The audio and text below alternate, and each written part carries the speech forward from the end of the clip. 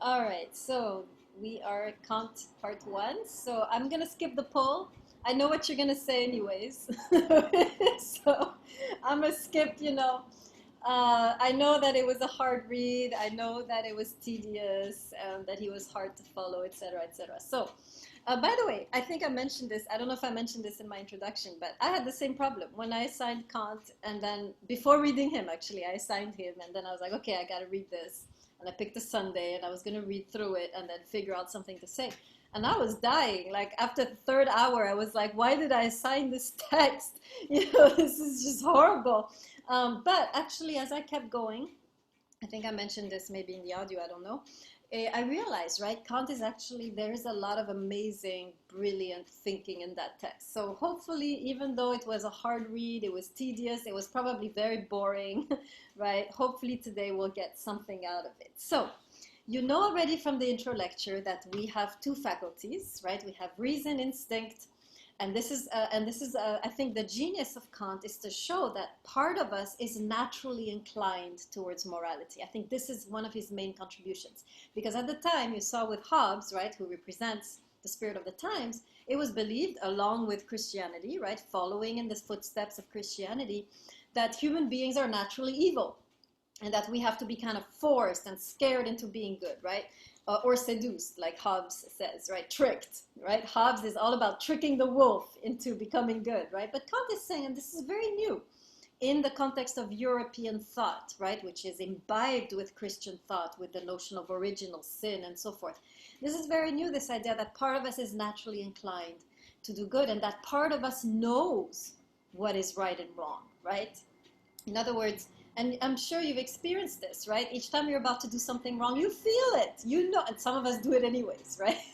So this part of you, which is feeling off when you're about to do something wrong, is what Kant calls reason. And another word for it would be your conscience, right? This is the same thing.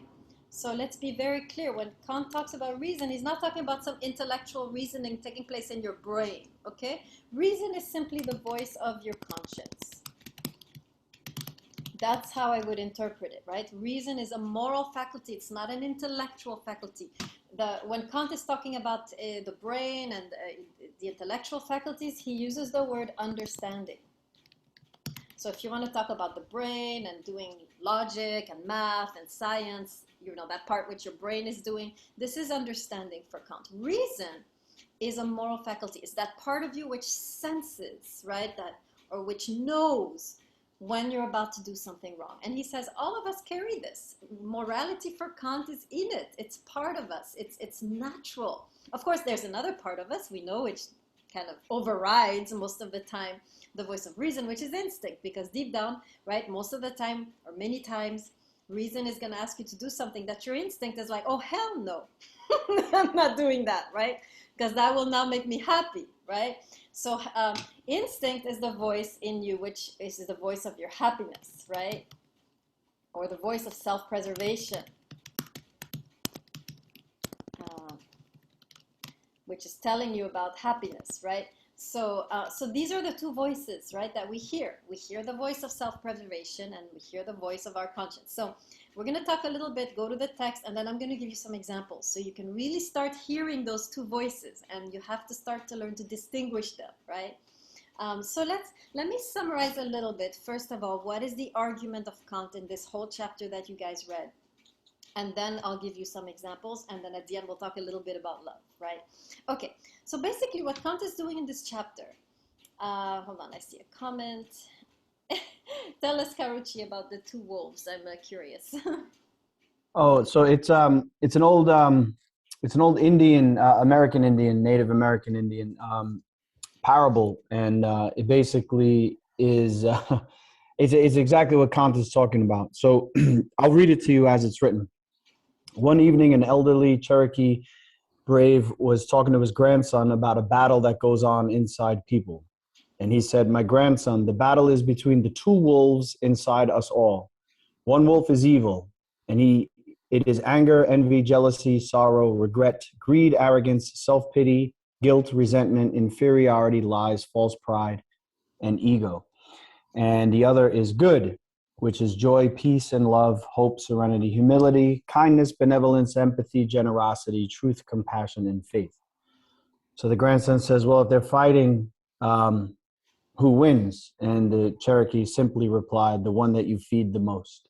Very nice, very nice. Excellent illustration, right? These two voices battling inside of us, and for this Native American, right, wisdom, the idea is that we can listen to one more than to the other, right? This is what it would means to feed, right? If you indulge in one voice too much, it gets stronger and stronger. The reason why I believe most of us do not hear very well the voice of reason is that we have overindulged the voice of instinct, right? And so we're feeding that wolf. And so the other one has become all scrawny, right? But it's still there, right? It's still whispering. All of us have it. I would argue even somebody like Hitler, right? The penultimate evil, had that voice, was born with it, right? To a certain degree, but then he's feeding the other wolf so much that little by little that voice atrophies, right? So we have these two. So Kant is going to argue, of course, he hasn't yet argued whether we do have these two voices. And in this chapter, he's doing that. He's arguing for the fact that we have these two faculties and that we're not just instinctual beings, right? Because someone might argue that, well, what do you mean we have a moral sense? There is no morality. There is just instinct and being happy and survival. By the way, Darwinism, with its idea of survival of the fittest, its definition of humankind as being determined, right? Every decision we make, according to Darwin, has to do with some kind of instinct of self-preservation, right? This is the argument that we have nothing else in our beings guiding us but instinct of self-preservation. So this is a prevalent belief among our contemporaries that there is nothing in us except the instinct of self-preservation, and that everything we do, even if they are good things, ultimately boils down to the instinct of self-preservation. So these people will tell you, yeah, you help other people because ultimately they help you, right? Or you're kind to your neighbor because ultimately, right? So even morality, they define as being the instinct of self-preservation. Now, Kant is saying something new. He's saying, no, we also have the faculty of morality. We also have this thirst for the good. So he has to make that argument because even today we don't believe that to be necessarily the case. Okay, there's a couple questions. And I can see how I am lagging. It's super annoying. I can't even see who are the questions. Oh my God. Okay, just talk. Sure. Regarding it's just a kind of solid point about the Hitler thing, right? I think like people like Hitler, and this is really a problem today with political issues, right? Like a problem with like Hitler is the fact that people just like boil it down to a strictly evil thing. But what often happens is people just get their own world views or views about the world, right? Where it's not that they don't have a sense of evil, it's just that their sense of evil is somewhere else. You know what I mean? Like, for example, often today, right, in like US politics, right, Democrats and Republicans argue each other about certain things, right? And Republicans are like, oh, Democrats don't see this, right? They're immoral about this. Or Democrats are like, Republicans don't see that. They're immoral about this, right? But the problem is like both are really dealing with kind of different paradigms, like different frameworks for morality in the first place. Do you know what I mean? Yeah, Like, this is a how do good you observation. how do you call like Hitler evil, right? When like he just has like fundamentally different axioms. Like Hitler's axiom is like the evil in the world is like the Jewish elites. Do you know what I mean? And it's like you have to convince him that axiom is wrong to even get anywhere. Do you know what I mean? Like he has a framework, but it's like completely different. Yeah. Let me put it this way. So first of all, this is a good observation because it will help me clarify something, which is very important in Kant. Most of us, when we disagree about something and we think it's about morality, it's actually about societal well-being. So, for example, Republicans and Democrats always disagree. It really is not about morality. I think on that point, Kant would say they agree. I'll explain in a second. Most of them are debating how many taxes, how powerful is the government, right? With regards to even COVID, they disagree, right? Has to do with well-being, freedom, health, services. This is all have to do with happiness. And so Kant says, yes, when it comes to happiness, we have different paradigms of what it means to be happy. Some of us want more freedoms. Some of us want more government support, right? But morality, Kant is very serious about this. He believes, and I agree with him actually, that both parties would agree that killing somebody is wrong, right? Or lying to somebody is wrong, right? In principle, at least, because obviously everybody's lying, right? But so do you see how when it comes to morality, no matter what political party you are in, if you see somebody in the street dead, you're going to feel like there's something deeply wrong here, right? Even if you're, well, Hitler, on the other hand, this is another story, because Hitler, the way that he was able to push his agenda was to convince that the Jewish people were some kind of threat to survival, right? To the survival of the German people. And so, and he had to bring them to a subhuman category. Once they're not human beings, once they're seen as vermin or germs, right? Then of course it's easy to destroy them. So what he had to do was first degrade the human being to a level of subhuman, and then of course morality is not at stake anymore, because morality is between human beings. Does that make sense, Sarkeesian? Yeah, that's basically my point. I completely agree. Yeah. Yeah, that's your point. Just making sure that terminology is clear. Sarkeesian. Good? Okay. I heard a voice. Okay, great. So I hope you guys wrote this down, right? Because this is actually really important. It's not directly connected to love, but it's the notion that there is no moral relativity. I want to really emphasize that for Kant, there is no moral relativism, right? We all agree on certain moral principles. What we disagree on is how to make ourselves happier. So some people, they privilege freedom. That would be the Republican Party, right? Some people privilege, no, solidarity. That would be the Democratic Party. These are not moral views. These are views on well-being, on happiness, right? I'm happier with my freedoms. I'm happier with solidarity, right? This is not moral debate. They agree on the moral items of, you know, people shouldn't die, right, and so forth. So I want to be very clear that for Kant, we all have the same moral sense, no matter what your ethnicity, no matter what your gender, no matter what your culture, we are united here. Where we are not united is on our visions of what it means to be happy. And that's where you have different viewpoints, right? Okay. Good. Can I tell us a little bit what you're thinking here?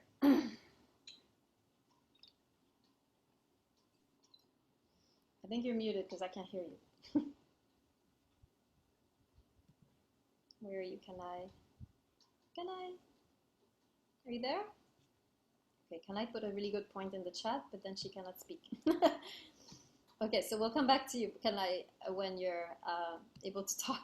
Karuchi, you have a question? I just wanted to clarify from Kant's perspective, right? He's talking about morality that does not follow or subscribe to the construct of any religion or faith, right? This is completely from within us. Yes. So from that point of view, then, and I don't want to make this a political discussion, I disagree that American politics, anyway, has no moral relativity. I think it totally does, because I think that they, a good majority of arguments made are coming from a religious kind of perspective, at least a Christian perspective in this country anyway, that some behavior is a sin, therefore it's bad, while other behavior that is a sin doesn't fit the agenda, so they let it slide. Yes, be careful, because for Kant, morality is distinct from religion. Yes, no, I agree, yeah. Right? Yeah. So religious views, actually, according to Kant, most of them have to do with happiness, right? Right. Or the society's survival. So for example, Christians would argue, no, homosexuality is wrong. Why? Because, well, this is not natural. But then they also say, well, because, this is not good. We're not able to reproduce. There's a moral issue there with regards to reproduction, and we should, we should encourage reproduction or whatever. So, but this is not moral. This is happiness, survival of the society. Right. So many arguments that religious people give are arguments from the domain of instinct, which is fine, right? Or when religion says you should cover yourself, right? Be modest as a woman, right? Well, this is all about the well-being of the society, less lustfulness, less adultery. This is not moral. This is well-being, survival of the society. right? So in general, right, the issues in our country are we are divided religiously. We have a war between religion and secularism, right? But the issues often that are debated are not moral issues. They're issues about the society, where it's going, how to preserve it, how to strengthen it. I think overall, and this is, I guess, a very good news for us, I suppose, Kant would say deep down we agree as far as morality is concerned. And this is he would really strongly argue that we all have the same moral sense. Yeah. So the other thing I wanted to add, which is probably more in line with Hobbes from the introduction video, is that you look at what the state dictates, between laws and things like that.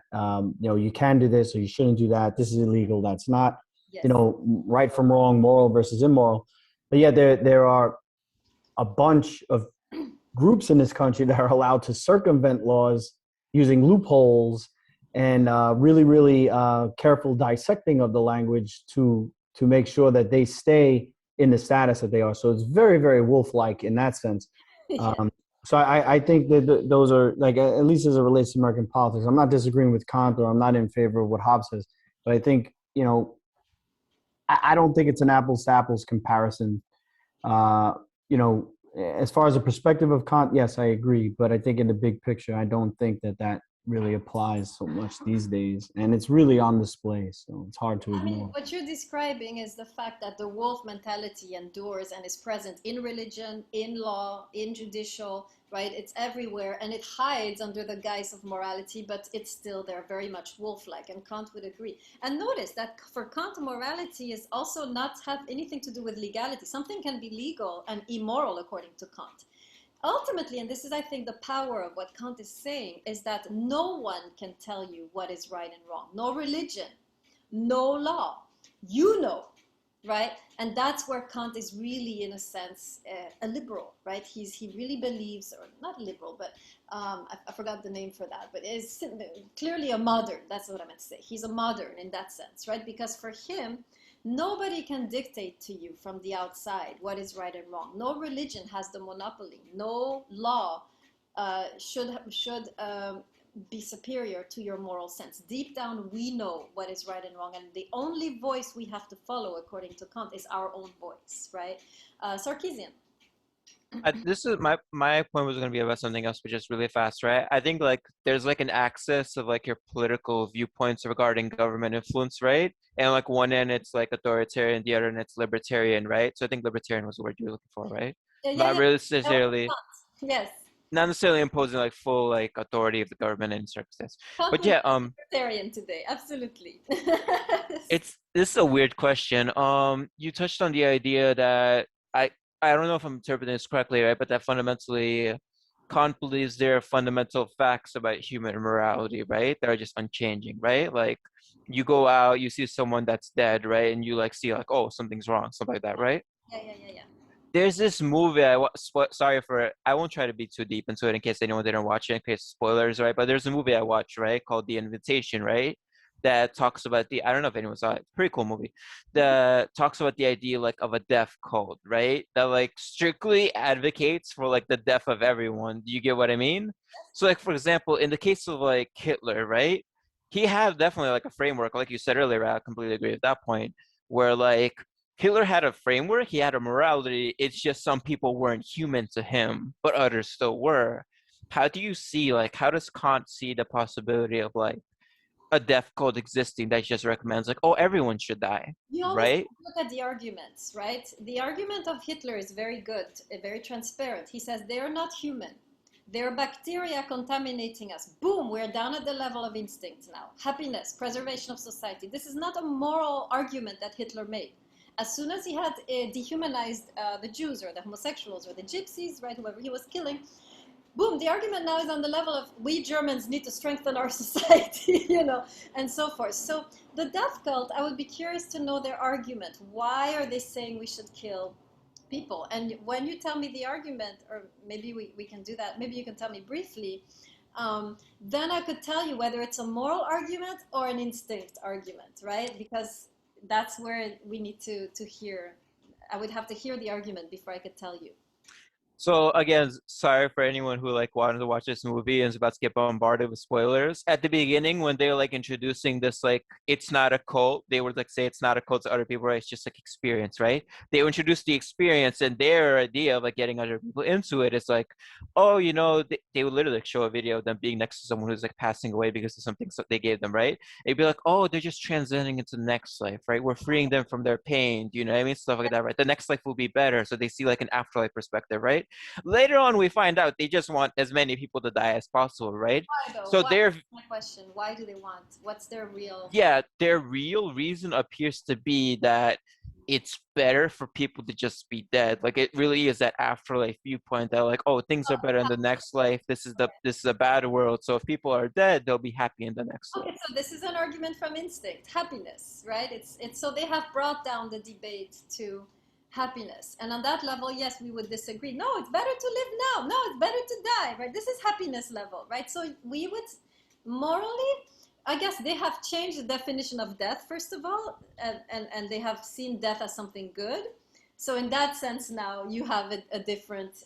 So that's interesting. I would have to think about it because if you change, you're right, if you change the definitions, I have to think about it. Thank you, Sarkeesian. I have to see now because obviously for them, death would be good, and therefore, but see, it still looks like it's on the level of happiness. Actually, Yeah. before I can answer you, we have to really understand what Kant means by reason. So we have to wait until the next class, actually. So I'm going to keep your thing in the, I see now where to go with that. But we have to first do the second lecture to really understand how we can debunk their argument. So we'll come Sure. back to you next class and try to see how we can debunk this death cult. Gonzalez, make it quick because I haven't even started. I'm sorry, yeah.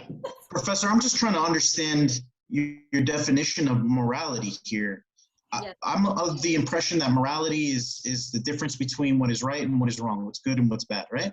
Well, not for Kant, and that's why we have to start because right now, that's the goal of these two classes is to define what is moral and what is immoral. So we are right now talking in the void, right? Because we haven't yet even defined what it, and it's not the common view, right, wrong, right, or survival, non-survival, death, life. It's different, right? So we have to wait. So let's hold our questions for now. Let me go into, you know how Kant is like a, he's like a laborer. He's very slowly moving to the point. So today we're going to see what morality is not, and next time we're going to figure out what morality is, and then we'll be better equipped to answer some of you guys' issues, right?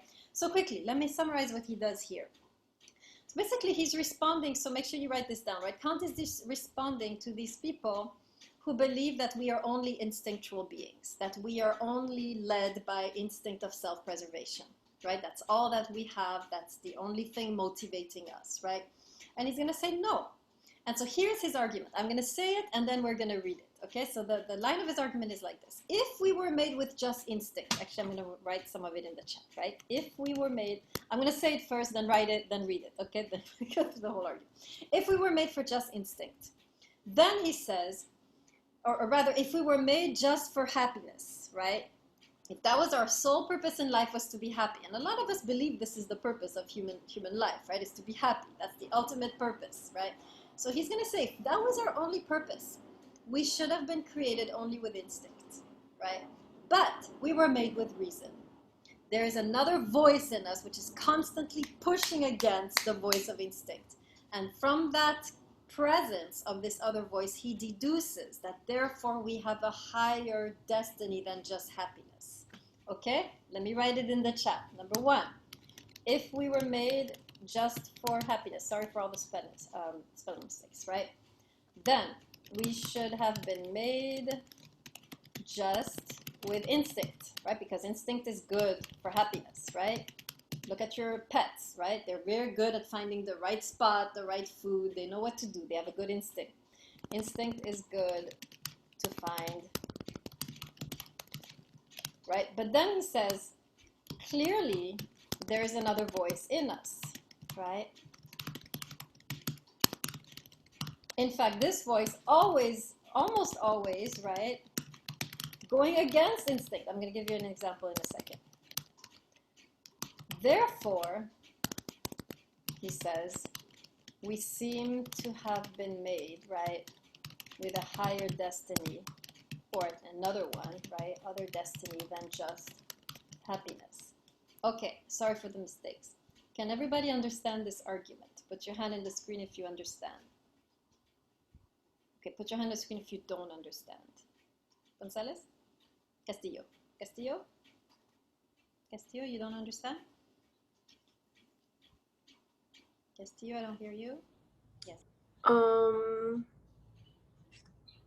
I'm not really sure what you mean by like if we were made just for happiness, then there's another voice in us. Like, what do you mean exactly by that? Okay, let me reiterate. If we were made just for happiness, we would just have been created with instinct. That's what Kant is saying.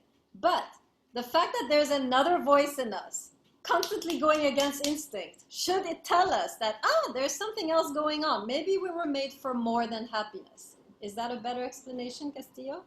Yeah. Okay, good. So now let's read together. Now you'll understand a few lines of Kant, right? Let's go to page 8. Everybody with me?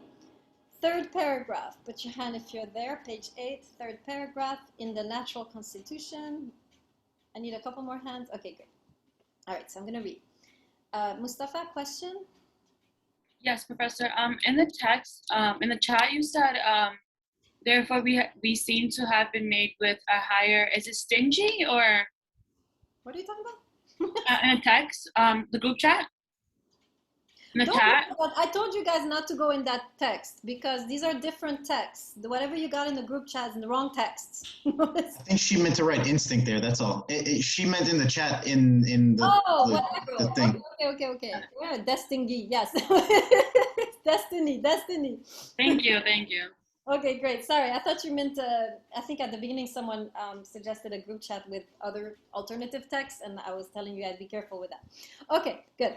In the natural constitution of an organized being, okay, so in a human being, basically he's saying, i.e. one suitably adapted to the purpose of life, let us take as a principle that in such a being, so our being, no organ is to be found for any end unless it be the most fit and the best adapted to that end. Okay, so he's saying in an organized being like us, every organ has a purpose. There is no organ just sitting there, right? Okay, so he continues. Now, if that being's preservation, welfare, or in a word, its happiness, were the real end of nature, in the case of a being having reason and will, then nature would have hit a very poor arrangement in having the reason of the creature carry out this purpose. Translation. Now, if we were just made for happiness, right, and yet we have reason, then really we were created wrong, right? Because our reason consistently is going to be fighting with our instinct and making us deeply unhappy, right? So in a way, so from there he deduces, right, that, let me see that, yeah. So from there he deduces that probably we were made for more than happiness. And this is on page 9, second paragraph. Reason, however, are you with me? Put your hand in the screen. Okay. Reason, however, is not competent enough to guide the will, that we know, right? In regards of its objects and the satisfaction of all our needs. So reason is not good with happiness, right? To this end, would an implanted natural instinct have led much more certainly, right? Instinct is better at it. But inasmuch as reason has been imparted to us, its true function must be to produce a will which is not merely good as a means, but is good in itself. In other words, there is a higher purpose, and that's why we have reason. Reason is pointing us to a higher purpose than just happiness. Are we clear on the argument? Put your hand in the screen if you're all with us, with me. Okay. So, I'll give you an example right now of how instinct and reason always fight. Suppose you have a big test and, no, this is not good. Let's pick another one. Yes, okay, so you're in a bar, you're with your friends, you're having fun, and then you see your crush, okay? You have a crush on someone, and they arrive, and they're alone. And you know that crush has a boyfriend or girlfriend, but here they are all alone, and you are thinking, oh my God, my crush is here, right? And your friends tell you, hey, did you know that so-and-so just broke up, right, with their partner? And now you're thinking, this is my chance, right? So here's my question to you. Let's see how many of you will be guided by reason and how many of you guided by instinct. Let's do this little game. How many of you would go up to that crush and start something? And how many of you wouldn't? And why? Right? It's not what you do, it's your intention that's going to determine whether you're working with instinct or with reason. So I'm curious. Let's hear some of you. Sorry, can you repeat the scenario? Yes, scenario. Your crush arrives alone, depressed, right? And your friends tell you, hey, they just broke up with their partner, right? So now the coast is clear. And so you're thinking, maybe now I can make a move, right? And you're considering making a move. And so you have a couple voices in your head, probably, maybe more. So I'm curious, how many of you would make a move? How many of you would just sit down, and why? And this will determine what is guiding your life, instinct or reason. So I'm curious. Let's hear some of your scenarios. Okay, I see about a few of you already raised your hand. I see in the chat. Okay. Let's just hear you. Okay, now I have like 3 people. I'm going crazy. Okay. Let's start with 4, Sarkeesian Castillo. Go ahead. I wouldn't even go up to her because I would know from like past scenarios that I've done, they're not ready to, go into anything. Plus, when you think like if you really like that person that much, I think you would rather just give them time and space to finish their problems with, the past pretty much before doing anything because it's just gonna make worse for you. Okay, when you say it's gonna make it worse for you, what do you mean? I mean, if you go and try to slide into her DMs right away, it's not gonna work for you. For you, like how what do you mean it's not gonna make you it's not gonna work out? She's not gonna be interested because she already has other problems, especially like usually girls, not usually girls, like girls and boys after they break up, they usually cannot go over a person for like at least, depends on the person, like at least maybe 6 months. All right, very good. All right, so 4 just give us an argument. Do you think he's thinking with his instinct or with his reason? How many of you think 4 is using his instinct right now? Put your hand in the screen. Nobody thinks he's using his instinct? Okay, Kanai. How many of you think he's using his reason? Okay, a few more. All right, let's have one with reason. Duran, tell us why you think he's talking with his reason. I say reason because he's Now we don't hear you anymore. It was better. Can you hear me now? Sort of. Okay, so I think it's more a reason because he's not acting. It's not an action that he's doing. It's more like he's processing it and analyzing everything that's occurring before. So I think he's reserving himself. Careful. Instinct can also think things through, right? Don't think of instinct here as what you're doing with your instinct. Instinct is the part of you that is thinking about your happiness. Reason is the part of you that is thinking about morality, right? So instinct can go through quite a bit of thinking. So these are, right? Don't think of instinct like you usually do, right? This is a different definition of instinct. Instinct is the part of you that's thinking of self-preservation, happiness. Reason is a part of you that's thinking of the good, which we don't know yet what it is.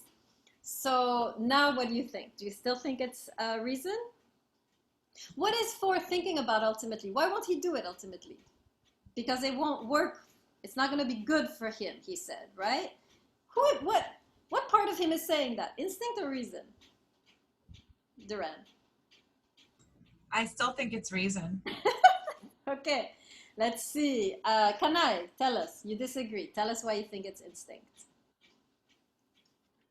Kanai, I think it's instinct because, like you had mentioned, it's self-preservation.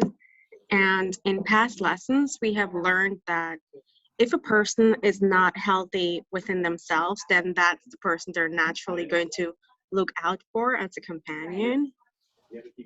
Okay, good. So Kanai, you're right. He's thinking with instinct because ultimately the goal is this is not going to work out for me, right? I'm not going to be happy. This is not a wise move. You see how instinct is pretty smart, thinking about the wise move, what's going to work for you, what's not going to work for you. So instinct is not just, I need this burger now, right? It's not. Instinct is very sophisticated, right? Is that part of you which is thinking, how is this going to pan out for me, right? So 4, thinking along the lines of instinct. Now, let's hear a couple more ways you're going to react to the crush. So I'm assuming the hands that are up are the people who want to talk about the crush. So Castillo, what are you gonna do when you see your crush? I personally wouldn't approach my crush because knowing that he had just broken up with like his ex-girlfriend, he is probably like pretty crushed, and like as Ford said, he's probably not like interested in talking to anyone. But that wouldn't be my concern. My concern would just be like his well-being. Like I feel like it would be wrong of me to just like approach him and like start something knowing he's like depressed and heartbroken. I feel like I would just give him the time to um like I would just give him the time to like be with himself, like just think about like what just happened and just just like give him the time. But yeah, I wouldn't. Okay, very nice, very nice. All right, guys, instinct or reason, Castillo? How many of you think instinct? Put your hand in the screen. How many of you think it's reason? Okay, Gonzalez thinks it's instinct. Who thinks it's reason? Okay, let's start with Sarkeesian. You think it's reason? Tell us why.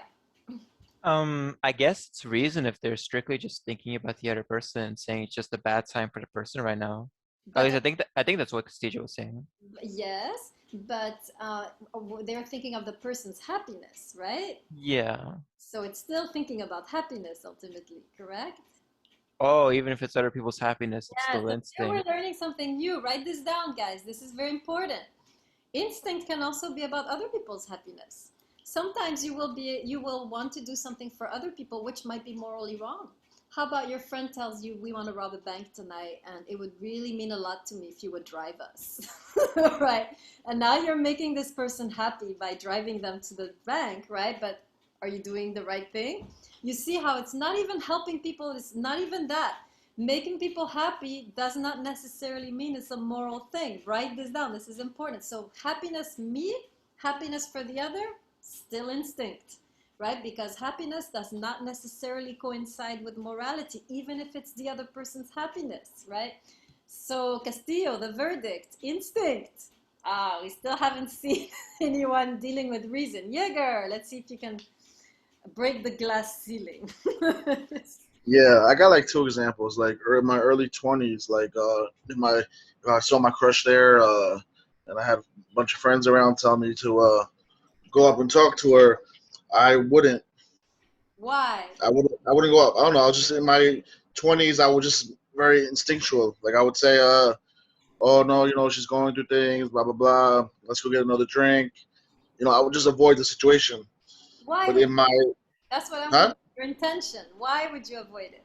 I don't know, just how it was in my early 20s. But in my early 30s, I'm like I would go straight up to her and get to know her. Why? If Why?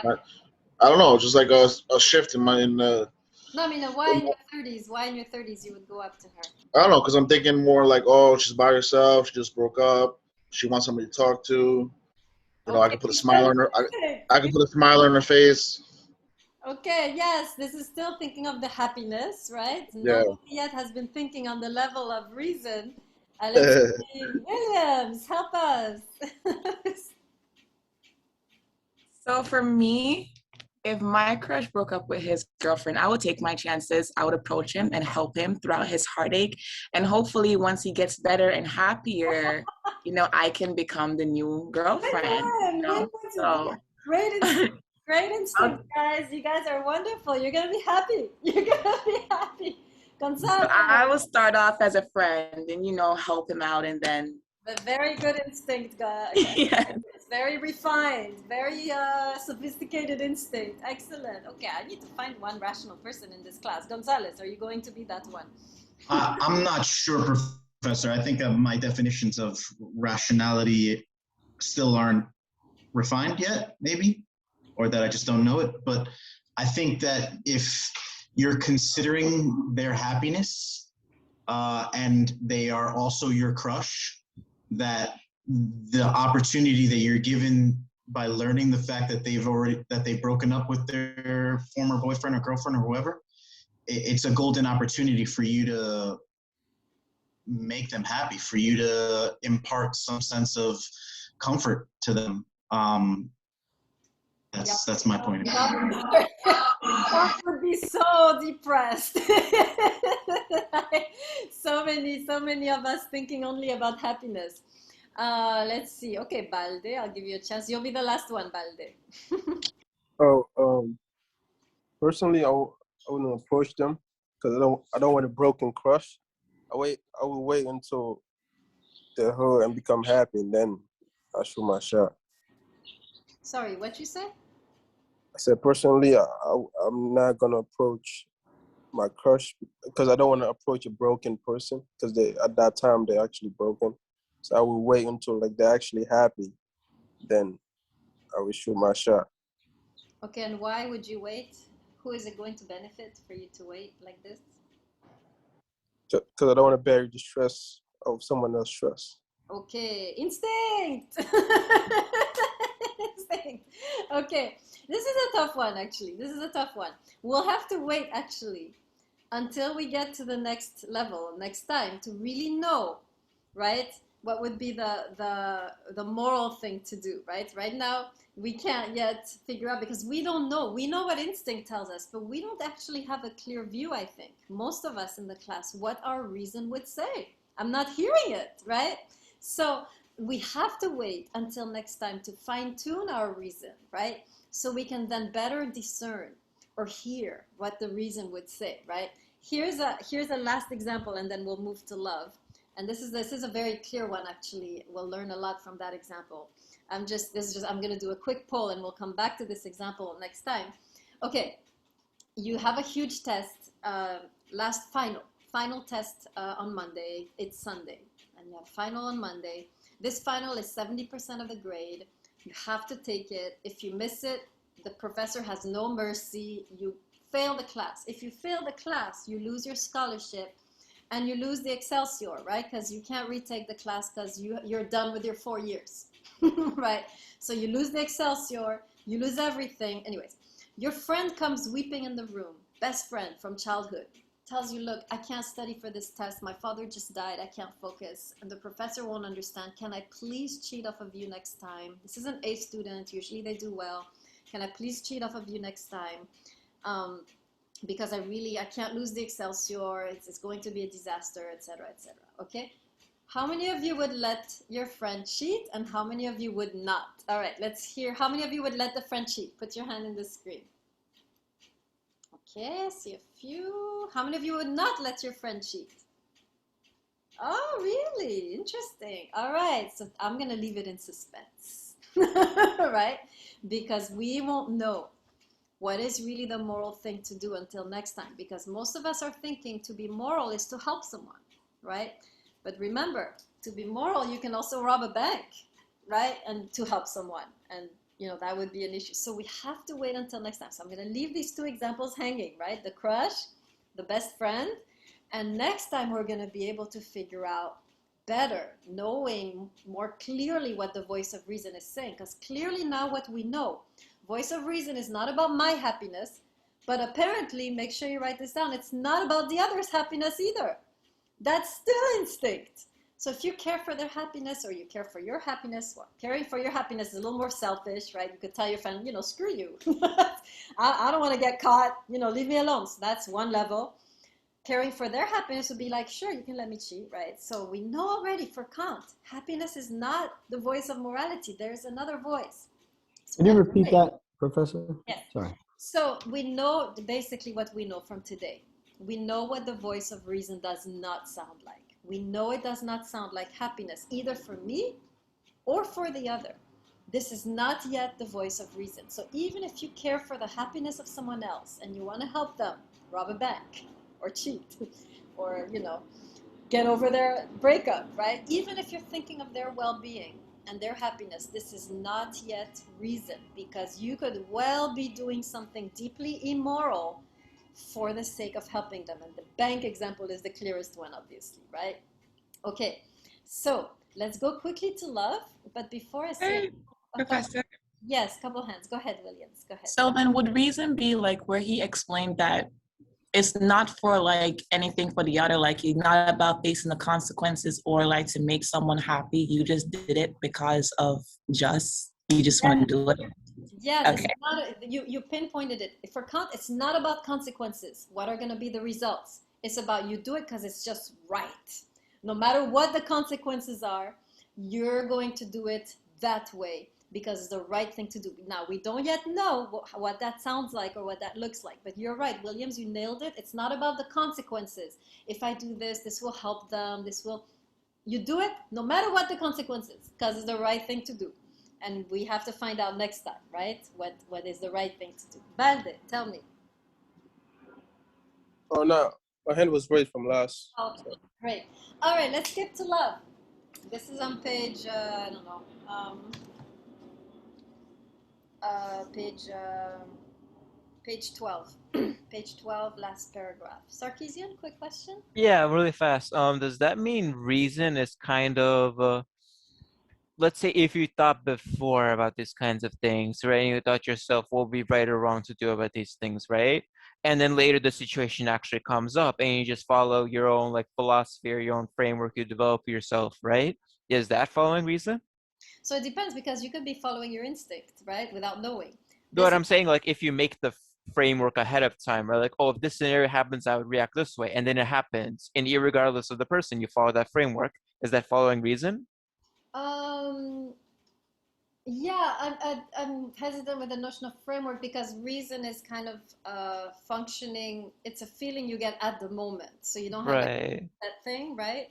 Although you could, yes, I think you're right. You could know that murder is wrong no matter what, and so no matter what comes up, even in terms of self-defense, right? You would know, nah, nah, I'm not doing I it. guess if you're like making a framework at any time, it's based on like the axioms of your feelings in the moment either way. Yeah, Yeah. no, you were right actually earlier. It was more accurate what you were saying. You know what's right and wrong, and then no matter what happens, no matter what particulars, you're gonna act the same. Yeah.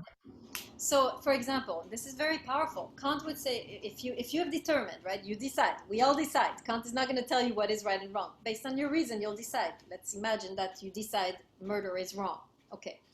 Even if you are now threatened, if you have decided murder is wrong, you would prefer to be killed than to kill. This is how radical what he's saying is, right? So even now, you might make the decision on the spur of the moment to defend yourself out of your instinct or to defend others still out of your instinct, right? But there would still be a moral problem. You see what I mean? So Kant is, and this is so important because often we think, oh, well, it was justified. Yes, of course, but it's still wrong, right? Something can be both justified and wrong. Yes, I had to kill this person who was about to kill my wife, right? Or my husband. Yes, it's justified, we understand. But for Kant, there will still be a moral problem in the fact that that person was killed by you, right? Am I making sense on that? Because this is really crucial. Everybody sees what I'm saying? Put your hand in the screen if you're following, right? So for Kant, right, once you've determined something is wrong through the use of your reason, no matter what happens, still gonna be wrong, right? No matter, yeah, good. All right, love, love, love, love. Page 12. I'm just gonna summarize it at this point because we're so out of time. There's two kinds of love. Pathological and practical.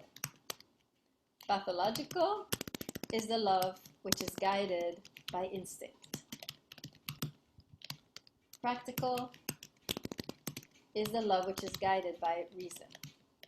Let me explain. Love that is guided by instinct is thinking of what will make me happy. I love you, I choose you because you will make me happy. I leave you, I abandon you because you're making me miserable. Make sense? Most of us love on that level, right? I like you, and we fall in love because you're so good to me. I enjoy you. This is all pathological because I'm thinking of happiness. Love will make me happy. You stop making me happy, we're done here, right?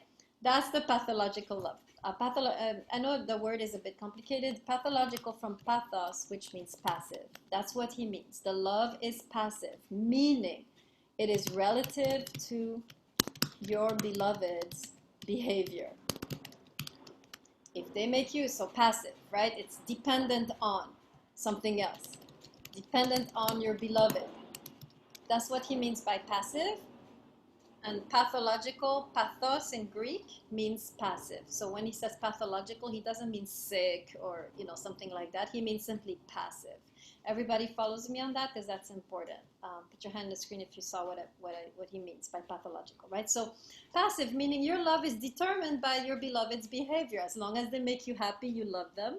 When they stop making you happy, you don't love them. Pathological. Passive, going here and there with your beloved, right? Practical is steady. You choose to love no matter what.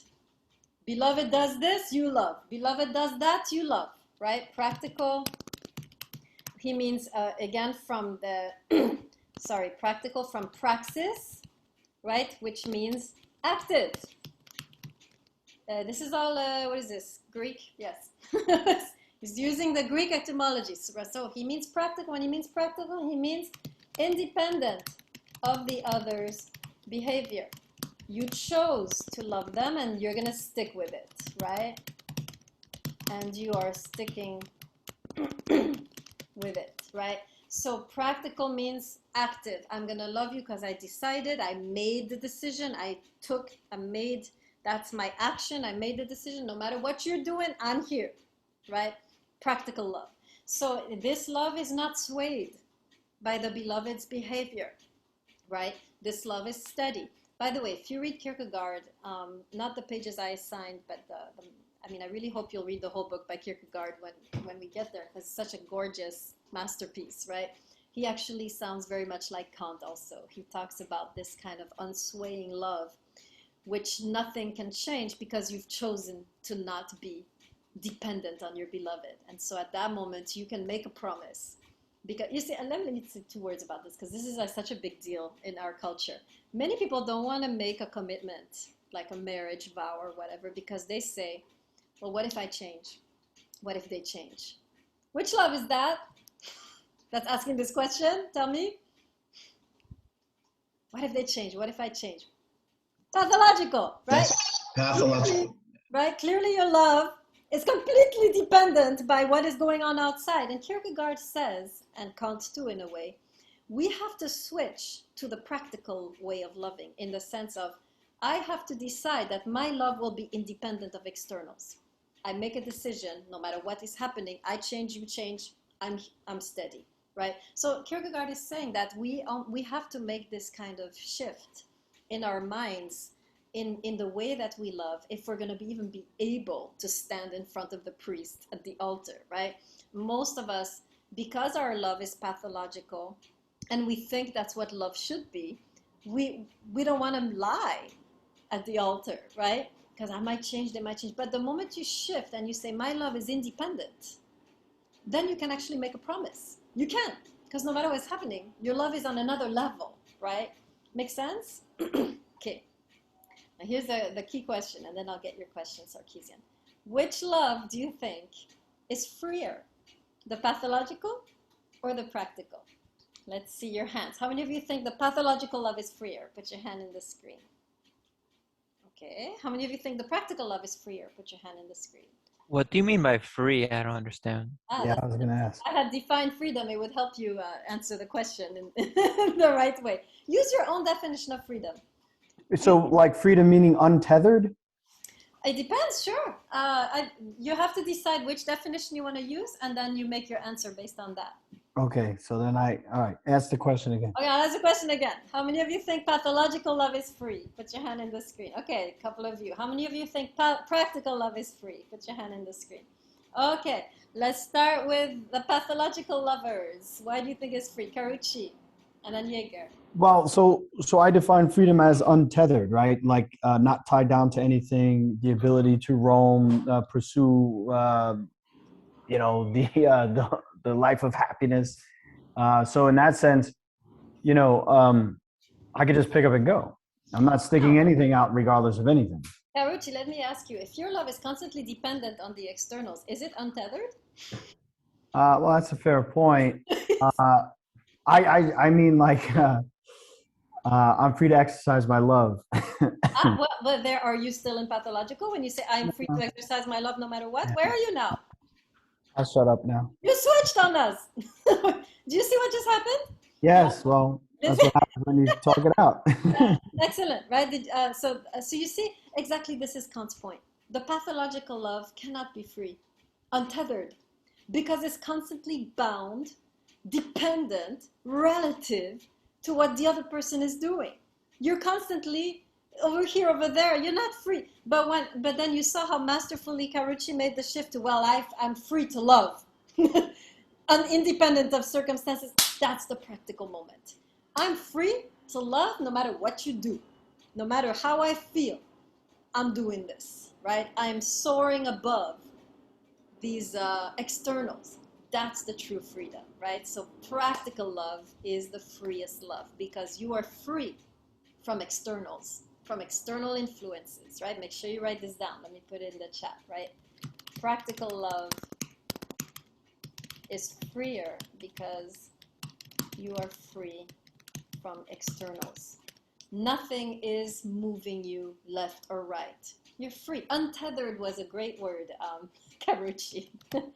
Untethered, right? You're not bound by externals. Okay. What I wrote in the chat, Professor, is our woman from the Song of Songs. She had practical love for her beloved's pathological love.